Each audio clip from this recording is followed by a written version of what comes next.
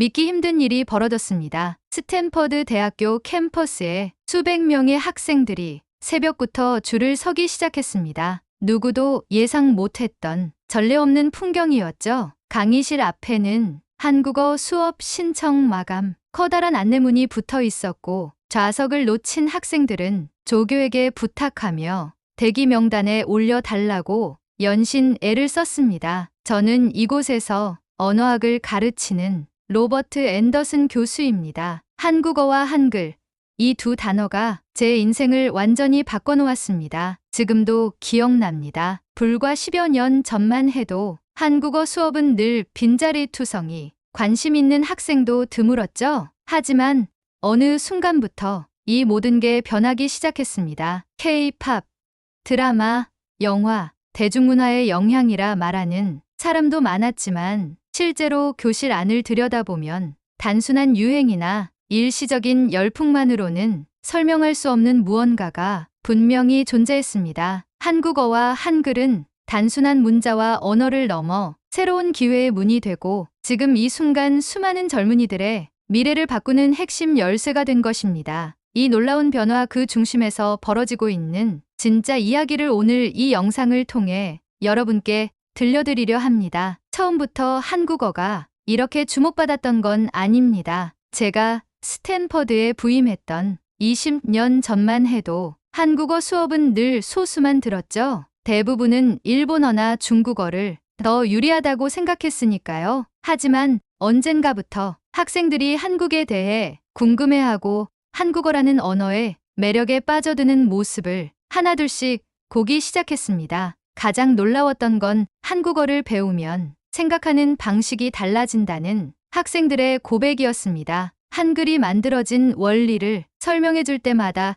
아이들은 눈을 반짝이며 물었습니다. 교수님, 어떻게 이런 글자를 500년도 더 전에 고작 한 글자 몇 개로 모든 소리를 다 표현할 수 있게 만든 거죠? 저 역시 언어학자로서 한글의 논리성과 구조를 처음 접했을 때 깊은 충격을 받았습니다. 한글 자음은 발음 기관 모양을 본떴고 모음은 천지인의 철학을 담았으니 이런 창의적인 문자는 세상 어디에도 없었으니까요. 학생들은 그 원리를 이해하는 순간부터 한국어를 마치 수학 공식처럼 즐겁게 익히기 시작했습니다. 내가 쓰는 언어가 이토록 논리적이고 과학적으로 설계된 문자라는 걸 알게 된 순간 세계관이 바뀌었어요. 이런 학생들의 말을 들을 때마다 저도 늘 감탄합니다. 한국어가 단순한 언어가 아니라 새로운 생각의 틀이라는 것, 이곳에서 처음 깨닫게 된 이들이 늘어나는 이유이기도 했습니다. 저에게도 잊지 못할 학생이 있습니다. 그 학생은 평범한 미국 대학생이었지만 처음 한국어 수업에 들어왔을 때는 자신감이 없어 보였습니다. 특히 언어에는 서툰 편이라 늘 긴장하고 있었죠. 어느 날 그 학생이 저에게 고민을 털어놓았습니다. 교수님, 저는 새로운 언어를 익히는 게 너무 어렵고 머리가 잘 따라주지 않는 것 같아요. 혹시 저에게도 희망이 있을까요? 저는 미소를 지으며 이렇게 대답했습니다. 한국어는 남들과 경쟁해서 배우는 언어가 아니랍니다. 모든 사람이 각자의 속도로 자신만의 길을 찾아가게 되어 있어요. 그리고 그 학생에게 한글의 기본 원리를 설명해 주었죠. 발음 기관의 모양과 소리의 관계 하나하나 직접 써보고 발음해보면서 조금씩 자신감을 찾아갔습니다. 어느새 그 학생은 매일 수업이 끝나면 남아서 칠판에 한글을 써보았습니다. 그리고 자신만의 노트에 연습한 글자를 적으며 뿌듯해했죠. 몇 주 뒤 그 학생이 저를 찾아와 이렇게 말했습니다. 교수님, 처음에는 하나도 이해가 안 됐는데 지금은 한국어 문장이 보이기 시작해요. 그게 저에게는 기적처럼 느껴져요. 이런 순간을 지켜볼 때 저는 다시 한번 확신하게 됩니다. 한글, 그리고 한국어 이 언어가 가진 놀라운 힘을요. 하지만 모든 일이 순조롭지만은 않았습니다. 학교에는 전통을 중시하는 중국어학과 황 교수님이 계셨죠. 황 교수님은 언제나 중국 문화와 한자의 우월함을 강조하는 분이었습니다. 한국어 수업이 늘어난다는 소식에 고개를 갸웃거리며 말씀하셨죠. 결국 한글도 한자에서 파생된 문자일 뿐이요. 요즘 학생들은 유행을 좇는 데만 관심이 많지 본질은 모릅니다. 저는 조용히 미소 지으며 이렇게 답했습니다. 교수님, 한글은 한자의 영향을 받기도 했지만 구조와 철학은 완전히 다릅니다. 발음기관을 본떠 만들었다는 점에서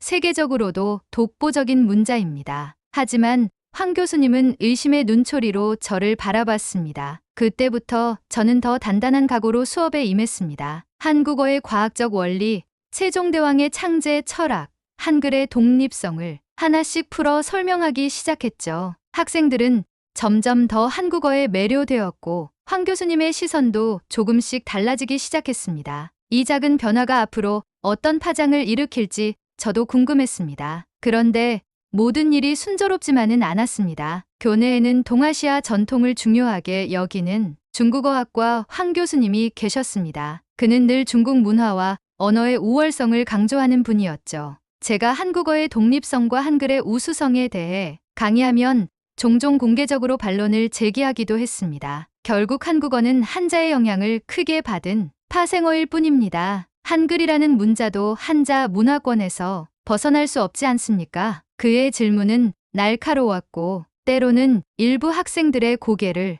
끄덕이게 하기도 했습니다. 저 역시 중국어와 일본어를 모두 공부했지만 그와 같은 시각에는 동의할 수 없었습니다. 한국어와 한글은 분명 다른 언어적 뿌리와 철학을 지니고 있었기 때문입니다. 어느 날 황 교수님이 저를 연구실로 초대했습니다. 앤더슨 교수, 요즘 한국어 수업이 굉장히 인기라는데 그게 과연 오래 갈까요? 그는 미소를 지으며 한국어의 인기가 한류 열풍에 기댄 일시적인 현상이라고 주장했습니다. 저는 그때마다 차분히 대답했습니다. 한류의 힘도 분명하지만 학생들이 한국어에서 느끼는 독특한 구조와 표현의 자유가 더 큰 동기입니다. 그건 그 어떤 언어에서도 쉽게 찾기 힘든 매력이죠. 이런 논쟁은 때로는 고단했지만 저를 더 깊은 고민으로 이끌어 주었습니다. 한글의 과학성과 언어로서의 한국어의 독립성, 그리고 그것이 학생들에게 어떤 변화를 주고 있는지 증명해 보이고 싶었습니다. 한 번은 동아시아 언어 세미나에서 제가 한글의 창제 원리와 독창성을 발표하게 되었습니다. 강의실 앞줄에는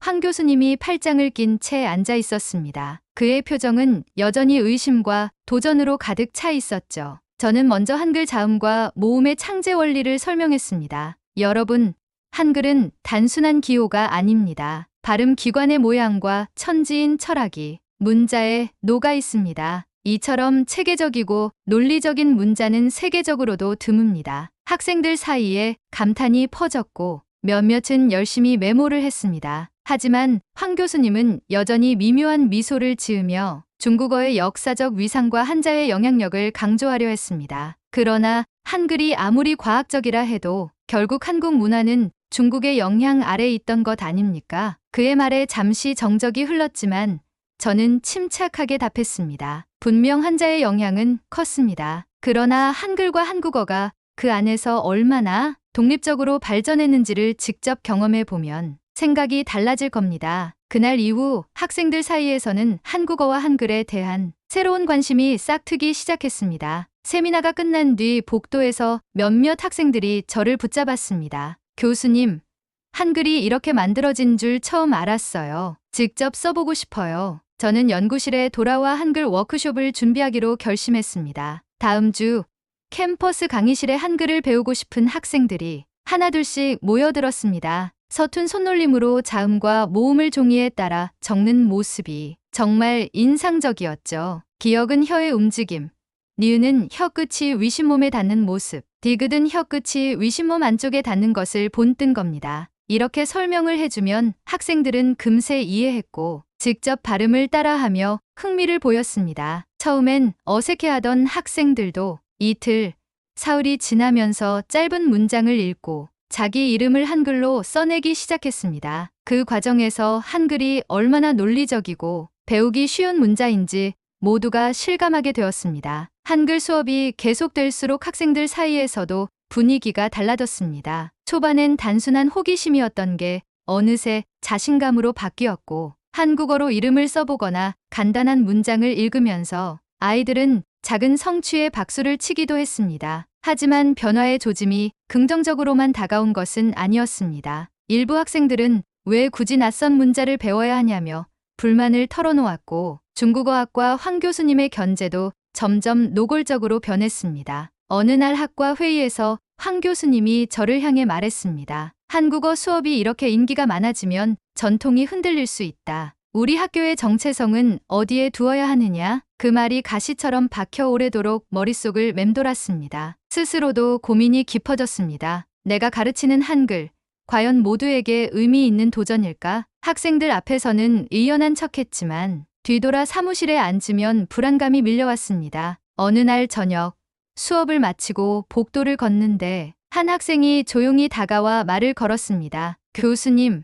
저는 사실 집에서 부모님께도 한국어를 배우는 걸 말하지 못했어요. 괜히 오해 사기 싫어서요. 그래도 저는 이 시간이 정말 특별하다고 생각해요. 그 한마디의 마음 한구석이 저릿해졌습니다. 누군가는 소리내어 찬성하지 않지만 또 다른 누군가는 조용히 응원하고 있다는 걸. 그날 밤 책상 위에 펼쳐진 한글 교재를 보며 이 선택이 과연 옳은지 다시 한번 생각하게 되었습니다. 나도 한때는 낯선 언어 앞에서 주저하던 학생이었으니까요. 변화의 길은 언제나 불안과 설렘이 함께 온다는 걸 이제야 조금 알 것 같았습니다. 그날 이후로 제 마음에 파도가 일었습니다. 학생들의 눈빛은 여전히 빛났지만 저는 그저 웃으며 넘길 수만은 없었습니다. 한글 수업을 향한 시선이 점점 날카로워지고 심지어 학교 게시판에 왜 한국어인가? 라는 익명의 질문이 올라오기 시작했습니다. 누군가는 저를 응원했지만 또 누군가는 배타적인 마음으로 한국어와 한글을 경계했습니다. 학생들 앞에서는 흔들리지 않는 척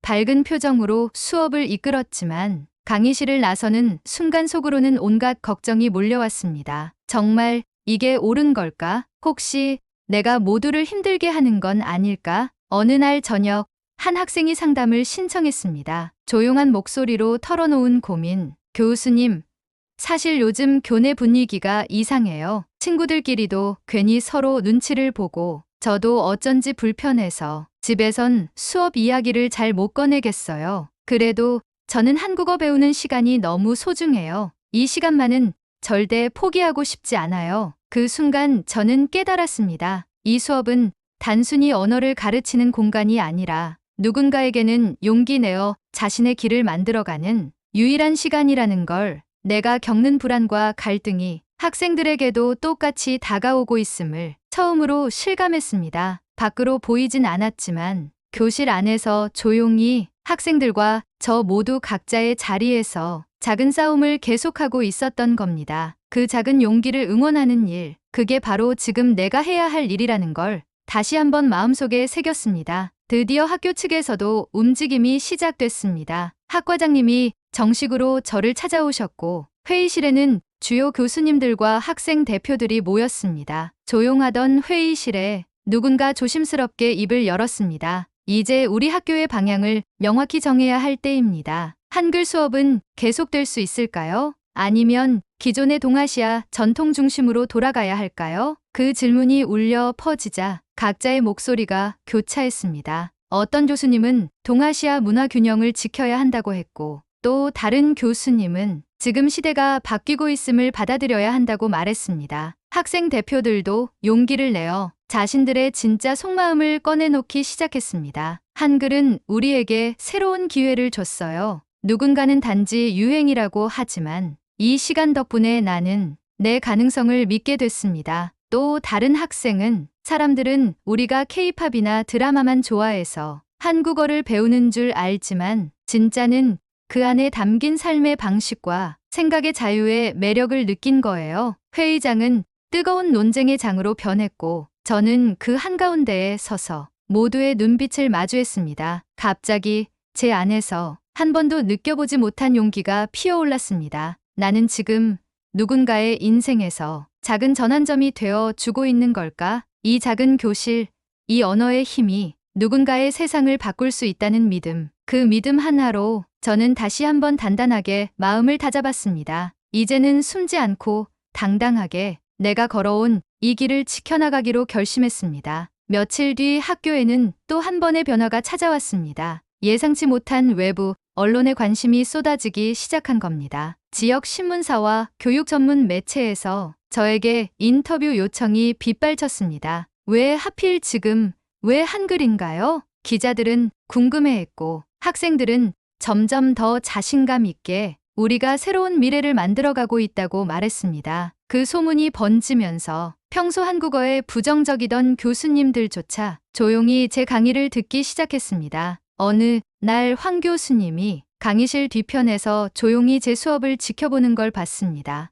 예전 같았으면 따가운 시선을 느꼈겠지만 이상하게도 그날은 서로의 생각이 조금은 가까워진 듯한 묘한 온기가 흘렀습니다. 수업이 끝난 후 황 교수님이 천천히 다가오셔서 이런 말을 남기셨습니다. 나는 아직 내 방식이 옳다고 생각하지만 당신이 학생들에게 준 변화를 부정할 수는 없네요. 그 말을 듣는 순간 그동안 쌓였던 긴장과 오해가 조금씩 풀려가는 걸 느꼈습니다. 사람들은 때때로 자신과 다른 것을 두려워하고 변화를 쉽게 받아들이지 못합니다. 하지만 오늘만큼은 누군가의 마음이 바뀌는 순간을 제 눈으로 직접 확인한 것 같았습니다. 돌아오는 길에 교정의 핀 봄꽃을 바라보며 이제 진짜 변화가 시작되는구나. 그런 예감이 들었습니다. 교실로 돌아가 학생들과 함께 나누었던 작은 웃음과 서로를 향한 응원이 이 모든 변화를 가능하게 만든 힘이었다는 걸 새삼 깨닫게 됐습니다. 하지만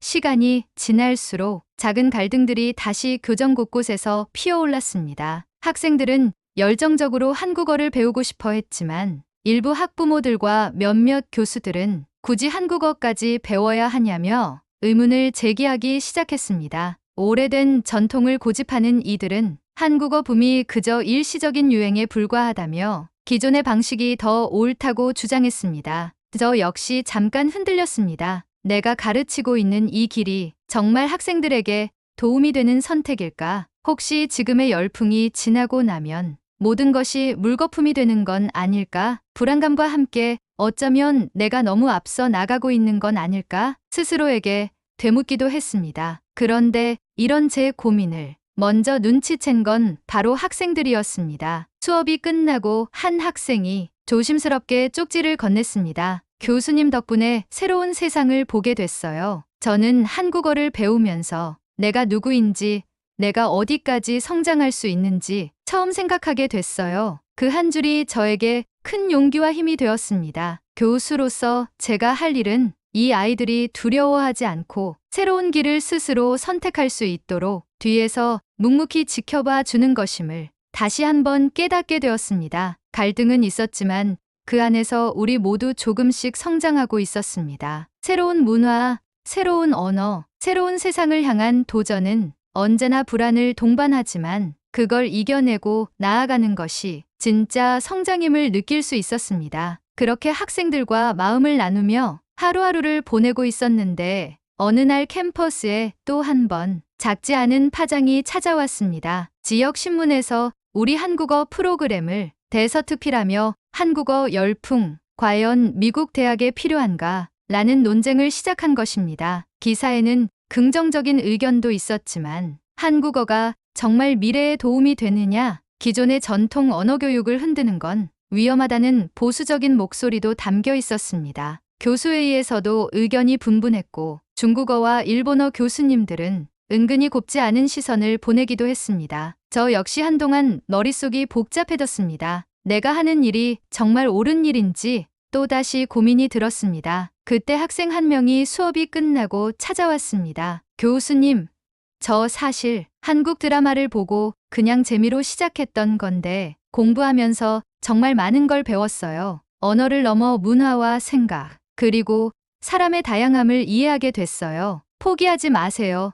저희가 있잖아요. 학생의 말이 저의 흔들리는 마음을 다시 붙잡아 주었습니다. 그날 이후 저는 더 단단해졌습니다. 내가 이 길을 선택한 이유, 학생들에게 단 한 번뿐인 새로운 기회를 선물하는 것, 이 작은 시작이 누군가의 인생을 바꿀 수 있다는 믿음, 그것만은 절대 흔들리지 않겠다고 다짐했습니다. 갈등과 혼란의 시기를 지나 우리 모두는 서로를 믿고 함께 나아갈 힘을 키워가고 있었습니다. 언어와 문화의 벽을 뛰어넘는 진짜 교육의 의미를 모두가 조금씩 깨달아가고 있었습니다. 갈등의 불씨는 생각보다 더 빨리 커져만 갔습니다. 한국어를 선택한 학생이 기존의 명문 어학장학금 대상에서 제외될 뻔한 일이 있었습니다. 중국어나 일본어, 스페인어 등 주요 언어만 장학금이 주어진다며 한국어는 아직 인정하지 않겠다는 규정이 생겼기 때문입니다. 이 소식이 알려지자 교내외에서 거센 항의가 쏟아졌습니다. 학생들은 학교 앞에 모여 한국어도 동등하게 인정받아야 한다며 목소리를 높였습니다. 저 역시 교수회의에 참석해 이 문제를 조목조목 설명했습니다. 지금 이 순간에도 수백 명의 학생들이 자발적으로 한국어를 배우고 있습니다. 한글의 과학적 원리, 언어의 독창성, 그리고 대한민국의 문화적 영향력이 얼마나 크고 넓은지 모두가 알고 있습니다. 지금 장학금 대상을 제한하는 건 학생들의 열정과 다양성을 꺾는 일이자 미래 교육의 문을 스스로 닫는 일입니다. 회의실 안에는 긴장감이 가득했습니다. 누군가는 고개를 끄덕였고 누군가는 여전히 보수적인 입장만 반복했습니다. 결국 학교 측은 임시로 한국어도 장학금 대상 언어로 포함하겠다는 결정을 내렸습니다. 학생들은 기쁨에 서로를 끌어안았고 저 역시 눈시울이 뜨거워졌습니다. 이 작은 승리가 우리 모두에게 더 큰 자신감을 안겨주었습니다. 언어는 단순한 소통의 도구가 아니라 꿈을 키우는 힘이라는 걸 모두가 조금씩 깨달아가는 순간이었습니다. 새 학기가 시작된 날 강의실 앞에는 전보다 더 많은 학생들이 줄을 서 있었습니다. 그 중에는 처음 한국어를 알아보는 학생도 있었고 지난해 실패를 경험했던 친구들도 보였습니다. 저는 강의실 문을 열며 속으로 다시 다짐했습니다. 이 언어의 힘을 이 자리에서 누구보다 더 진심으로 보여주자고 첫 수업에서 학생들에게 물었습니다. 왜 한국어를 배우려 하느냐고. 누구는 K-팝을 좋아해서, 누구는 한국 친구를 사귀고 싶어서, 누구는 한국 드라마의 감동을 직접 느끼고 싶다고 말했습니다. 하지만 한 학생의 말이 특별히 기억에 남았습니다. 저는 한글이 마음의 벽을 넘을 수 있다는 걸 느꼈어요. 한국어를 배우며 내가 몰랐던 새로운 나를 만났어요. 저는 그 한마디에 가슴이 뜨거워졌습니다. 교수로서의 저도 이 여정 속에서 스스로 성장하고 있다는 걸 깨달았습니다. 더 이상 누군가의 시선을 두려워하지 않고 내가 옳다고 믿는 가치를 학생들과 함께 당당하게 지켜나가기로 결심했습니다. 그리고 그 변화의 중심에 한국어가 있었습니다. 수업이 모두 끝난 날 학생들과 캠퍼스에 앉아 질문을 주고받았습니다. 한 학생이 조용히 저에게 다가와 이렇게 말했습니다. 교수님, 제가 오늘 한국어로 처음으로 편지를 썼어요. 엄마께 보여드렸더니 정말 기뻐하셨어요. 언어는 마음을 전하는 가장 따뜻한 다리가 될 수 있다는 걸 알게 됐습니다. 그 순간 저 역시 감동에 목이 메었습니다. 한국어를 가르친 시간들이 단순한 수업이 아니라 누군가의 인생에 빛이 된다는 사실이 얼마나 소중한지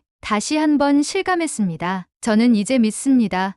언어는 문화를 넘어 사람과 사람을 이어주는 기적 같은 힘입니다. 그리고 그 중심에 한글의 따뜻함이 있다는 것을 오늘 이 이야기를 듣고 계신 여러분도 자신만의 언어로 새로운 세상을 만나길 바랍니다. 세상을 따뜻하게 비추는 양초 하나였습니다. 감사합니다.